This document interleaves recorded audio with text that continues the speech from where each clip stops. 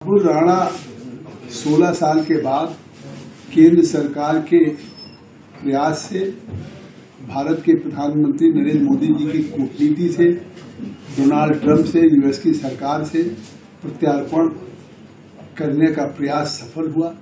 ये देश के लिए बहुत बड़ी उपलब्धि है कि उस मुंबई का जो गुनहगार है, मास्टरमाइंड है, जिसमें 175 बेगुनाह लोगों की मौत हो गई थी, आज उसको भारत लाया गया।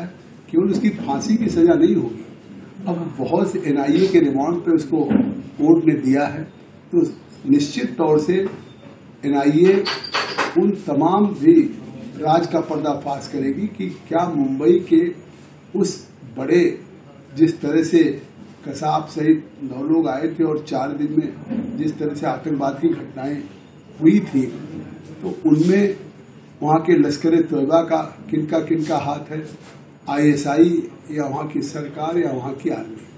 और पाकिस्तान इससे निश्चित तौर से केवल राहुल राणा का प्रत्यार्पण नहीं हुआ, पाकिस्तान पूरी दुनिया के सामने आतंकवाद में बेनकाब हो जाएगा। क्योंकि नरेंद्र मोदी जी लगातार कहते हैं कि अगर आज पूरी दुनिया में आतंकवाद है तो उस आतंकवाद की नर्सरी या उस आतंकवाद को फलने फूलने का उसी पाकिस्तान से ही मौका है। बीजेपी की सरकार थी तो क्यों नहीं उस समय लाया गया? देखिए, केवल डोजियर दिया जाता था। गृह मंत्री थे चिदम्बरम जी, केवल कहते थे कि इनका प्रत्यार्पण होना चाहिए, कोई प्रयास नहीं था। आज एक प्रयास हुआ, तब हमको 16 सालों बाद सफलता मिली है। और कांग्रेस के जमाने में जिस तरह से आतंकवाद की घटनाएं होती, लखनऊ में धमाका आतंकवाद की, अयोध्या मंदिर पे होते थे, मुंबई में इतना बड़ा आतंकवाद का हुआ। आप याद करिए, पठानकोट पे हुआ था, दिल्ली में कई जगह हुआ था।